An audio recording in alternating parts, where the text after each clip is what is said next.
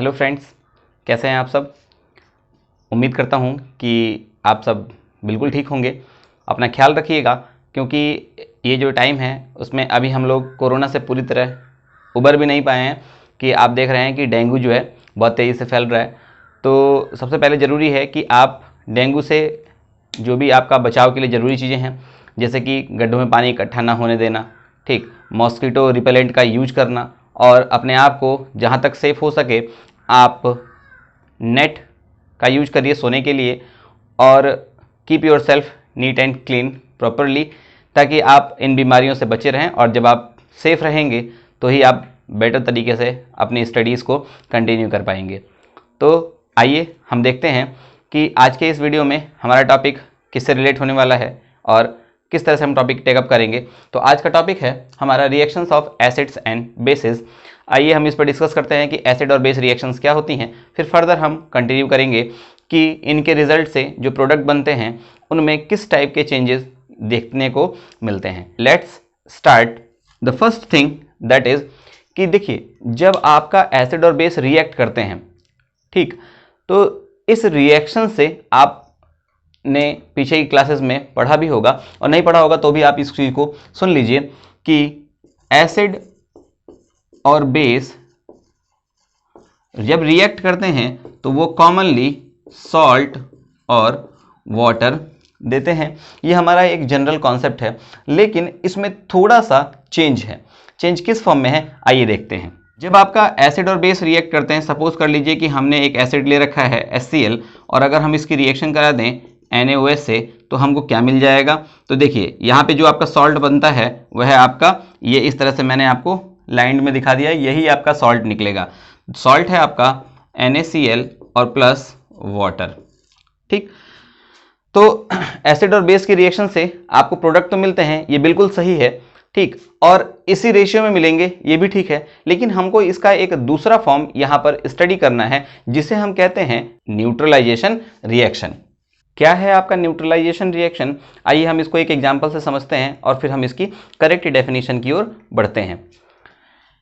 जब आप कोई पर्टिकुलर एसिड और बेस की रिएक्शन कराएं, ठीक, और दोनों ही मिलकर के एक दूसरे के इफेक्ट को कैंसिल कर दें, यानी कि जो प्रोडक्ट मिले वो ना तो एसिड मिले और ना ही बेस मिले, तो इस टाइप से हम कह सकते हैं कि एसिडिक नेचर और बेसिक नेचर दोनों ने एक दूसरे के इफेक्ट को कैंसिल कर दिया है, यानी कि न्यूट्रल इन नेचर हो गए हैं। न्यूट्रल इन नेचर का मतलब कि जो कोई भी प्रॉपर्टी शो ना करे और पीएच स्केल पर जिसका पीएच 7 ऑब्टेन्ड हो, ठीक। तो अगर हम मान लेते हैं कि हमारे पास हाइड्रोक्लोरिक एसिड है और जो बेस है वो आपका अमोनिया है, जो बेस है वो आपका अमोनिया है। मैं यहाँ शॉर्ट में लिख देता हूँ, आप समझ जाइएगा। ये अमोनिया का केमिकल फार्मूला है। जब ये रिएक्ट करता है तो ये आपको प्रोडक्ट देता है NH4Cl। NH4Cl that is ammonium chloride, ठीक। तो क्या देखा हमने कि एसिड और बेस मिलकर के एक दूसरे के इफेक्ट को कैंसिल कर रहे हैं, न्यूट्रल कर रहे हैं और अपना प्रोडक्ट दे रहे हैं सॉल्ट के रूप में, ठीक। अब एक और रिएक्शन हम लोग एग्जांपल के तौर पर देखेंगे और फिर दोनों में डिफरेंस समझने की कोशिश करेंगे और फिर न्यूट्रलाइजेशन रिएक्शन की डेफिनेशन क्रिएट करते हैं। आइए एग्जांपल देखते हैं। सपोज कर लीजिए कि आपके पास, मैंने लिखने की जरूरत नहीं है, देखिए मैंने ऊपर पहले से ही आपका एक्सप्लेन किया हुआ है कि जब आप HCl को NaOH से रिएक्ट कराते हैं तो आपको सॉल्ट और वाटर मिलता है। आइए अब हम दोनों को टैली कर लें और कंपैरिजन करने पर हम क्या निकालते हैं देखते हैं। दोनों ही रिएक्शन को टैली करने पर हम पाते हैं कि फर्दर ये रिएक्शन भी आपका न्यूट्रलाइजेशन रिएक्शन है और ये रिएक्शन भी आपका न्यूट्रलाइजेशन रिएक्शन है। डिफरेंस क्या है दोनों में कि यहां पर जब प्रोडक्ट बनता है तो यहां वाटर मॉलिक्यूल फॉर्म नहीं होता है, जबकि अगर आप ऊपर के केस में देखें तो यहां आपको वाटर मॉलिक्यूल फॉर्म हो रहा है। जब हम न्यूट्रलाइजेशन रिएक्शन की बात करते हैं तो डेफिनेशन में देखिए क्या होता है कि अगर आपने कोई एक्वस सॉल्यूशन ले रखा है, हमें पता है कि एसिड्स और बेसिस प्योर फॉर्म में कभी भी ना तो अपना एसिडिक कैरेक्टर शो करते हैं और ना ही बेसिक कैरेक्टर शो करते हैं।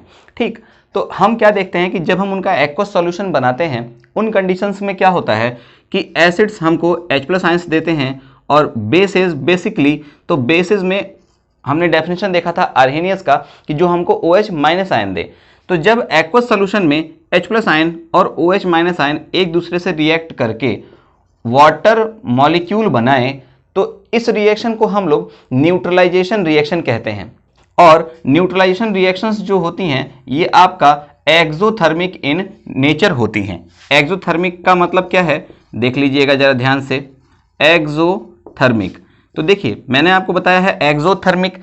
जब कोई वर्ड आपको ना समझ में आए तो आप उसको ब्रेक कर लीजिए, तोड़ लीजिए। ठीक, ये बिल्कुल एक्चुअल में वर्क करने वाला कॉन्सेप्ट है। कैसे, हमने हिंदी में पढ़ रखा है संधि विच्छेद। ठीक, हिंदी में कुछ शब्द होते हैं जैसे प्रायः संस्कृत में, तो इनमें आप क्या करते हैं कि जब आप इन वर्ड्स को तोड़ लेते हैं, ब्रेक कर लेते हैं, तो उनकी मीनिंग बिल्कुल समझ में आती है। ठीक, क्लास में कोई स्टूडेंट आपको बार बार परेशान कर रहा है, आप उसे 1-2 बार मना कर रहे हैं कि प्लीज मुझे परेशान मत करो, अगर वो आपको फिर भी ऐसा करने से नहीं मानता है तो आप उसको तोड़ दीजिए। अल्टीमेटली आप क्या देखेंगे कि वो आपको और आप उसको, दोनों लोगों को अच्छे से समझ जाएंगे। ठीक, और दोनों लोग एक दूसरे को समझ जाएंगे, फिर ये फिनोमिना होना बंद हो जाएगा, यानी कि कॉन्सेप्ट बिल्कुल क्लियर हो जाएगा। तो आइए देखते हैं कि एक्सोथर्मिक क्या होता है। एक्सो का मतलब होता है बाहर, आउटसाइड। ठीक, और थर्म का मतलब होता है हीट से। तो जब हीट बाहर निकलती है तो इस प्रोसेस को हम लोग एक्सोथर्मिक कहते हैं। जो न्यूट्रलाइजेशन रिएक्शन है ये भी आपका एक्सोथर्मिक इन नेचर होती है, यानी कि इसमें आपको हीट प्रोवाइड होती है, आपका रिएक्शन से निकलती है। ठीक, जो ये हीट निकलती है इसे हम हीट ऑफ न्यूट्रलाइजेशन कहते हैं। हीट ऑफ न्यूट्रलाइजेशन, यानी कि न्यूट्रलाइजेशन से निकलने वाली हीट है या न्यूट्रलाइजेशन की हीट है। चलिए तो थोड़ा सा हम लोग इस पे और डिस्कस करते हैं। मैंने आपको बताया कि ये एसिड्स H+ प्रोवाइड करते हैं और बेसिस OH- आयन प्रोवाइड करते हैं, लेकिन अगर आप मेरे इनिशियल वीडियोस एसिड्स और बेसिस को देखेंगे तो आपको ये क्लियर होगा कि बेस जो होते हैं उनका 2 नेचर होता है, एक तो होते हैं एल्कली और दूसरे होते हैं टर्म में बेस। तो all bases are not alkali but all alkalis are bases. क्या डिफरेंस कहता है कि जिनसे हमको OH- आयन मिलता है वो क्या होते हैं, एल्कली होते हैं। वो पर्टिकुलर केमिकल स्पीसीज जो हमको एक्वस सॉल्यूशन में OH- आयन प्रोवाइड करते हैं एल्कली होते हैं। तो न्यूट्रलाइजेशन की डेफिनेशंस जो है वो आपको मोर इजीली ये कह सकते हैं कि जब कोई पर्टिकुलर एसिड जिसमें H+ आयंस हो, जब किसी एल्कली से रिएक्ट करता है तो वो आपका सॉल्ट और वाटर देता है। इस रिएक्शन को हम लोग न्यूट्रलाइजेशन कहते हैं। न्यूट्रलाइजेशन के एज ए रिजल्ट क्या होता है, आपका कुछ हीट क्या होती है सिस्टम से बाहर निकलती है। देखिए मैंने ये एरो लगा रखा है, जब आपका किसी केमिकल रिएक्शन में एरो अपवर्ड डायरेक्शन में होता है तो इसका मतलब है कि वो पर्टिकुलर केमिकल कंपोनेंट उस सिस्टम से बाहर आ रहा है। ठीक, अगर यहां पर कोई कंपोनेंट गैसियस हो तो इसका मतलब कि वो गैसियस सब्सटेंस बाहर आ रहा है। यहां एनर्जी है, ई फॉर एनर्जी, तो यहां एनर्जी बाहर आ रही है। तो ये क्लियर हो गया आपको कि हीट ऑफ न्यूट्रलाइजेशन क्या है, न्यूट्रलाइजेशन क्या है, और न्यूट्रलाइजेशन में हम पर्टिकुलरली सॉल्ट और वाटर कैसे ऑब्टेन करते हैं। तो न्यूट्रलाइजेशन तो दोनों है, ठीक है ना, HCl और NH3 का भी रिएक्शन है और HCl NaOH का भी रिएक्शन है, लेकिन जो सॉल्ट और वाटर की कंडीशन है वो आपको एल्कली के केस में ही देखने को मिलेगी। आइए अब हम डिस्कस करते हैं कि रिएक्शन ऑफ मेटल्स किस तरह से एसिड्स और बेसिस के साथ परफॉर्म होती हैं। तो पहला एग्जांपल हम एसिड्स के साथ लेकर चलते हैं। जनरली एसिड्स मेटल के साथ रिएक्ट करके क्या देते हैं, सॉल्ट और प्लस हाइड्रोजन गैस के रूप में। ठीक, मैंने भी आपको बताया कि एरो का मतलब है उस चीज सिस्टम से निकलना गैस के रूप में, और एनर्जी हीट के फॉर्म में, लाइट के फॉर्म में, इस तरह से उसका ट्रांसमिशन दिखाया जाता है। तो यूजुअली ये H2 जो है वो गैस के रूप में निकल रही है। एसिड मेटल के साथ रिएक्ट करके सॉल्ट और H2 यानी कि हाइड्रोजन गैस इवॉल्व करते हैं। कैसे पता चलेगा, कैसे हम इसको डिटेक्ट करेंगे, तो एग्जाम्पल के लिए सबसे सिंपल एग्जाम्पल हम लोग HCl रख लेते हैं। ठीक, और क्या देखते हैं कि जब हम लोग हाइड्रोक्लोरिक एसिड को हम लोग मेटल सिंपलेस्ट मेटल आपका जो सबसे रिएक्टिव के फॉर्म में आप जानते हैं कि सोडियम है, सोडियम के साथ आप इसकी रिएक्शन करा दीजिए। ठीक, तो आपको इस रिएक्शन को बैलेंस करने के लिए क्या लेना होगा, 2HCl 2Na के साथ, तो आपको प्रोडक्ट के रूप में क्या मिल जाएगा, 2NaCl प्लस H2।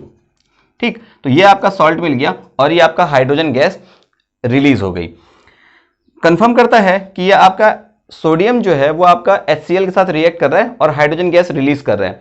कैसे पता चलेगा, जब आप लैब में जाएंगे कि हाइड्रोजन गैस रिलीज हो गई है, तो सिंपल सा कॉन्सेप्ट है। देखिए, एपरेटस तो कई टाइप से अरेंज किया जाता है, मैं आपको बिल्कुल जनरल वे में बता देता हूं।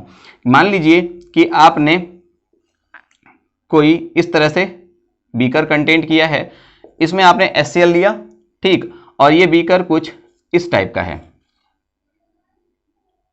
जिसमें से ऊपर आप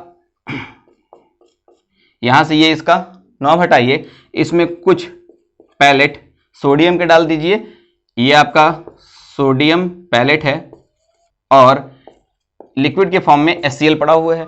ठीक, जब आप रिएक्शन इसमें डाल देंगे तो रिएक्शन ऑटोमेटिकली रूम टेम्परेचर पे यानी कि 25 डिग्री सेल्सियस पे ही, कॉमन टेम्परेचर पे ये रिएक्शन प्रोसीड होने लगती है, क्योंकि ये बहुत रिएक्टिव मेटल है।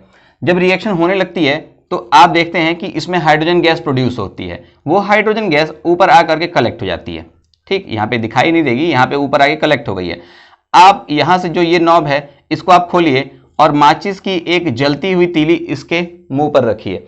क्या देखेंगे आप कि जब आप यहां से इस नॉब को खोल करके और गैस को रिलीज करेंगे तो जो यहां से निकलने वाली हाइड्रोजन गैस है, ये आपका एक पॉप साउंड, किस तरह का साउंड है, POP, पॉप साउंड। ठीक, पॉप साउंड का मतलब कि प्रैक्टिकली पट पट पट पट इस तरह की जो साउंड है वो आपका माचिस की तीली से प्रोड्यूस होने लगेगी। तो ये कंफर्म करता है कि जो गैस निकल रही है वो हाइड्रोजन गैस है। ठीक है, तो एसिड्स की रिएक्शन देखिए आपने, जिस तरह से एसिड मेटल के साथ रिएक्ट करके सॉल्ट और हाइड्रोजन गैस प्रोड्यूस करते हैं, उसी तरह से बेस भी क्या करते हैं, आपका मेटल के साथ रिएक्ट करके सॉल्ट और हाइड्रोजन गैस प्रोड्यूस करते हैं। आइए एग्जांपल देख लेते हैं। सपोज कर लीजिए कि आपने सोडियम हाइड्रोक्साइड की रिएक्शन करा दी है एल्यूमिनियम से।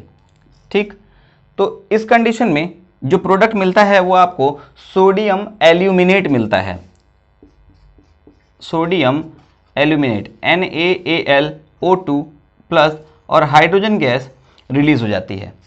ठीक, सोडियम हाइड्रोक्साइड की एल्यूमिनियम से रिएक्शन आपको सोडियम एल्यूमिनेट देती है, सोडियम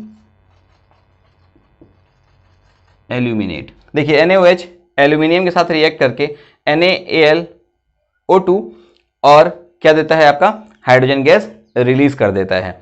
तो इस तरह से अगर हम देखें तो हमने क्या देखा कि जो मेटल्स हैं वो आपका बेसिस के साथ भी रिएक्ट करके क्या देते हैं, आपका सॉल्ट और हाइड्रोजन गैस रिलीज करते हैं। और दूसरी रिएक्शन में आप इन्हीं के रिएक्शंस जिंक से भी करा सकते हैं और इसमें जो प्रोडक्ट बनता है वो आपका सोडियम जिंकेट बन जाता है।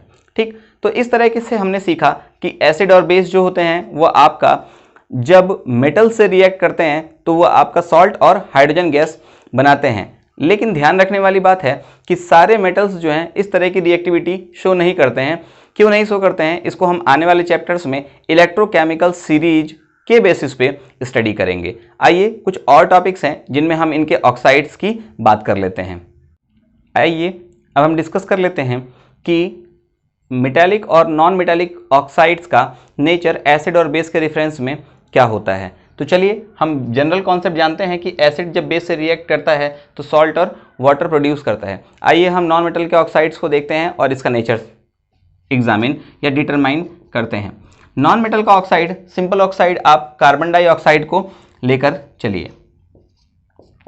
ठीक, जब आप कार्बन डाइऑक्साइड, कोई नॉन मेटल ऑक्साइड अगर आप बेस से रिएक्ट करा देते हैं तो क्या होता है, आपको सॉल्ट और वाटर रिजल्ट के फॉर्म में मिलता है, सॉल्ट और वाटर रिजल्ट के फॉर्म में मिलता है। ठीक, इसका मतलब यह है कि देखिए हमको इस पर्टिकुलर केस में भी सॉल्ट और वाटर मिल रहा था, और जब हम लोगों ने नॉन मेटल ऑक्साइड को बेस से रिएक्ट कराया तो भी हमको सॉल्ट और वाटर मिला। तो इसका मतलब क्या है कि एसिड और नॉन मेटल ऑक्साइड कंपेरेबल है। ठीक, तो हम यहां कह सकते हैं कि नॉन मेटल की जो ऑक्साइड्स होते हैं वो आपका एसिडिक इन नेचर होते हैं। नॉन मेटल के ऑक्साइड एसिडिक इन नेचर होते हैं, इसलिए वो बेस से रिएक्ट करके सॉल्ट और वाटर प्रोड्यूस करते हैं। कैसे प्रोड्यूस करते हैं, आइए रिएक्शन को बैलेंस कर लेते हैं। तो इसके लिए आप यहाँ क्या दे दीजिए, 2NaOH लगा दीजिए, तो आपको Na2CO3 मिल जाएगा और H2O अलग हो जाएगा। तो क्या प्रूफ हुआ कि नॉन मेटल के ऑक्साइड्स बेस से रिएक्ट करके सॉल्ट और वाटर देते हैं, एसिड से कंपेरेबल होते हैं, इसलिए नॉन मेटल के ऑक्साइड्स एसिडिक इन नेचर होते हैं। बिकॉज ऑफ द रीजन कि ये नॉन मेटल के ऑक्साइड हैं और एसिडिक इन नेचर शो कर रहे हैं, तो अगर आप इसका ठीक उल्टा कर देंगे तो क्या हो जाएगा, आपका मेटालिक ऑक्साइड का केस बन जाएगा और केस भी इसका ठीक रिवर्स हो जाएगा। कैसे, अगला केस देख लीजिए। जब आप मेटल ऑक्साइड की बात करते हैं, मेटल ऑक्साइड की बात करते हैं, तो क्या हो कि अगर आप कोई मेटल ऑक्साइड, जैसे मान लीजिए कि मैंने यहां पर CuO रख लिया है, क्यूप्रिक ऑक्साइड, जिसको जनरली कॉपर ऑक्साइड भी कहा जाता है। क्यूप्रिक ऑक्साइड की रिएक्शन अगर आप क्या करा दीजिए, HCl से करा दीजिए, तो क्या देखेंगे आप कि आपको मिलेगा CuCl2 cupric chloride plus H2O। तो इस रिएक्शन में जब आप टैली करेंगे मेटल ऑक्साइड को, यह है आपका मेटल ऑक्साइड, क्यूप्रिक ऑक्साइड जो है वो आपका मेटल ऑक्साइड है। मैं इसका नाम भी यहां लिख देता हूं, क्यूप्रिक ऑक्साइड। ये मेटल ऑक्साइड एसिड से रिएक्ट करके सॉल्ट और वाटर देता है। इसका मतलब कि ये किससे कंपैरेबल है, बेस के कंपैरेबल है, इसलिए इसका नेचर कैसा है, बेसिक इन नेचर है। कैसा नेचर है, बेसिक इन नेचर। तो हमने ये देखा कि मेटल ऑक्साइड्स एसिड्स के साथ रिएक्ट करके बेसिक इन नेचर शो करते हैं, जबकि नॉन मेटल ऑक्साइड्स बेस के साथ रिएक्ट करके खुद का nature acidic in nature show करते हैं। तो आपको ये जनरल टर्म याद रखना होगा, या ये कॉन्सेप्ट बिल्कुल ध्यान रखना होगा कि नॉन मेटल के ऑक्साइड्स एसिडिक इन नेचर होते हैं और मेटल के ऑक्साइड्स बेसिक इन नेचर होते हैं। साथ ही साथ आपको ये भी ध्यान रखना है कि देखिए हमने इतनी बातें कर ली हैं, कुछ और चीज़ों की बात कर लेते हैं जिसमें आपका एसिड और बेसेस किस रेफरेंस में यूज किए जाते हैं। देखिए, जब हम किसी एसिड की रिएक्शन मेटल के कार्बोनेट्स या बाइकार्बोनेट्स के साथ कराएं तो क्या निकल के आता है। ठीक, मान लीजिए कि कोई मेटल का कार्बोनेट है आपके पास M2CO3 टाइप। ठीक, जहां M फॉर मेटल है, इसका एग्जांपल हम लोग देख लें तो हम लोग देख सकते हैं sodium carbonate, Na2CO3 sodium carbonate. Bicarbonate को हम लोग हाइड्रोजन कार्बोनेट भी कहते हैं और उसका फॉर्मूला होता है MHCO3, जहां HCO3 जो है ये बाइकार्बोनेट कहलाता है। ठीक, ध्यान रखना होगा। तो इसका फॉर्मूला अगर आप बनाएंगे तो क्या बनेगा, NaHCO3। मैं थोड़ा सा पहले आपको इसको आयोनाइज करके दिखा देता हूं कि जब ये आयोनाइज होंगे तो क्या देंगे, NO2CO3 आयोनाइज होकर के देता है 2Na plus CO3 minus minus, और सोडियम बाइकार्बोनेट या sodium hydrogen carbonate, sodium hydrogen carbonate, ये क्या देता है आपको, ये जब इसको आप आयोनाइज करेंगे तो ये आपको देगा Na प्लस HCO3 माइनस। यहाँ जो HCO3 माइनस है ये बाइकार्बोनेट आयन है और ये कार्बोनेट आयन है। आइए अब हम इसकी एसिड से रिएक्शन कराते हैं और रिजल्ट देखते हैं।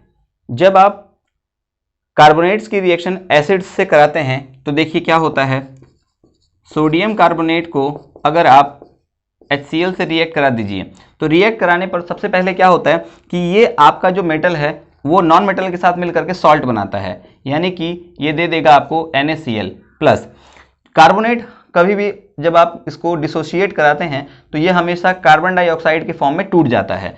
तो इसको आप यहाँ से लिख लीजिए कार्बन डाइऑक्साइड, और कार्बन डाइऑक्साइड एक गैस है, सिस्टम से निकल जाएगी, और हाइड्रोजन हमेशा कंबाइंड होकर के वाटर देगा। तो वाटर देने के लिए आपको इस रिएक्शन को थोड़ा बैलेंस करना पड़ेगा। पहले तो आप यहाँ वाटर लिख लीजिए और फिर इसके बाद बैलेंस कर लीजिएगा। तो वाटर में 2 हाइड्रोजन है तो यहाँ एटलीस्ट आपको कितने हाइड्रोजन चाहिए, 2 बैलेंस कर लिया आपने, तो इस तरह से। ठीक, अब यहाँ क्लोरीन बढ़ जाएगा तो क्लोरीन को बैलेंस कर देंगे तो वो हो जाएगा आपका 2NaCl। ठीक, तो सोडियम कार्बोनेट एसिड से रिएक्ट करके सॉल्ट, कार्बन डाइऑक्साइड और वाटर देता है। इसी तरह से सोडियम के हाइड्रोजन कार्बोनेट या सोडियम बाइकार्बोनेट भी एसिड से रिएक्ट करके क्या देगा आपको, सॉल्ट देगा, कार्बन डाइऑक्साइड देगा और H2O दे देगा। रिएक्शन को आप बैलेंस करेंगे तो इस फॉर्म में ये आपको इजीली मिल जाएगी। अब देखिए डिटेक्शन कैसे करते हैं हम लोग कार्बन डाइऑक्साइड का, इसको हम लोग समझ लेते हैं। क्या होता है जब आप कार्बन डाइऑक्साइड को कैल्शियम के हाइड्रोक्साइड से पास कराते हैं, तो जब हम कैल्शियम के हाइड्रोक्साइड यानी कि कैल्शियम के हाइड्रोक्साइड सॉल्यूशन से कार्बन डाइऑक्साइड को पास कराएं तो हमको मिल्की वाइट कलर अपीयर होता है। ये मिल्की वाइट कलर कैसे मिलेगा आपको, देखिए जब आप इसकी रिएक्शन कराते हैं तो आपको मिलता है CaCO3 कैल्शियम कार्बोनेट का प्रेसिपिटेट और वाटर मॉलिक्यूल। ठीक, ये जो आपको डाउन मिल रहा है इसको हम लोग कहते हैं प्रेसिपिटेट और शॉर्ट में कहते हैं PPT है, ये आपका कैल्शियम कार्बोनेट। ठीक, ये वही कैल्शियम कार्बोनेट है जो कि हमारा आप देखेंगे संगमरमर में चौक होती है उसमें प्रेजेंट होता है, खड़िया, चूना पत्थर, इन सब में क्या होता है आपका मिलता है हमको। ठीक, तो ये कैल्शियम कार्बोनेट का कलर क्या होता है, वाइट। इसीलिए क्वेश्चन अक्सर पूछा जाता है कि क्या होता है जब हम कार्बन डाइऑक्साइड को कैल्शियम हाइड्रोक्साइड के सॉल्यूशन से पास कराते हैं, तो कैल्शियम हाइड्रोक्साइड का सॉल्यूशन मिल्की वाइट हो जाता है। किसकी वजह से, कैल्शियम कार्बोनेट की बनने से, और इसका प्रेसिपिटेट आपको मिलने लगता है। ठीक, अगर आप ज्यादा अमाउंट में कार्बन डाइऑक्साइड पास करा देंगे तो रिजल्ट आपको स्लाइट चेंज हो जाता है। कैसे, देखिए जब आप कैल्शियम हाइड्रोक्साइड के सॉल्यूशन से ज्यादा अमाउंट में कार्बन डाइऑक्साइड पास कराएंगे तो ये आपको देगा कैल्शियम हाइड्रोजन कार्बोनेट, जिसमें आपको इसकी अमाउंट थोड़ी ज़्यादा देनी पड़ेगी। रिएक्शन बैलेंस करके देख लेते हैं कि ऑक्सीजन कितने हैं। देखिए 2 और 2, 2 दूनी 4, यानी कि 4 ऑक्सीजन इसके और 2 यहाँ पर, 6 ऑक्सीजन टोटल, 3 2 जा 6, 6। कार्बन कितने हैं, 2, तो 2 है, हाइड्रोजन भी 2 है। इस तरह से ये रिएक्शन क्या है आपका, बिल्कुल परफेक्ट है। और ये जो बाइकार्बोनेट्स होते हैं, ध्यान रखना होगा कि कार्बोनेट्स जो होते हैं वो आपका एक्वस सॉल्यूशन में इनसॉल्युबल होते हैं, जबकि बाइकार्बोनेट्स जो होते हैं वो एक्वस सॉल्यूशन में सॉल्युबल होते हैं। तो ये आपका वाटर सॉल्युबल होगा। एक लास्ट पॉइंट और डिस्कस करेंगे और वीडियो को खत्म करेंगे।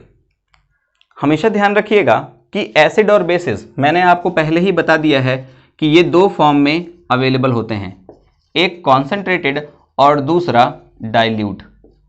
ठीक, तो जब डाइल्यूट होते हैं तब तो वाटर की अमाउंट ज़्यादा होती है और एसिड और बेस की पर्टिकुलर अमाउंट कम होती है, वो हार्मफुल नहीं होते हैं। लेकिन जब वो कॉन्सेंट्रेटेड होते हैं तो उनकी स्ट्रेंथ, पावर या रिएक्टिविटी बहुत ज़्यादा होती है, जिसकी वजह से उनका जो नेचर होता है वो आपका कोरोसिव हो जाता है। कोरोसिव का मतलब कि वो जिस चीज़ में पड़ते हैं उसको बिल्कुल उखाड़ के फेंक देते हैं, यानी कि गला देते हैं।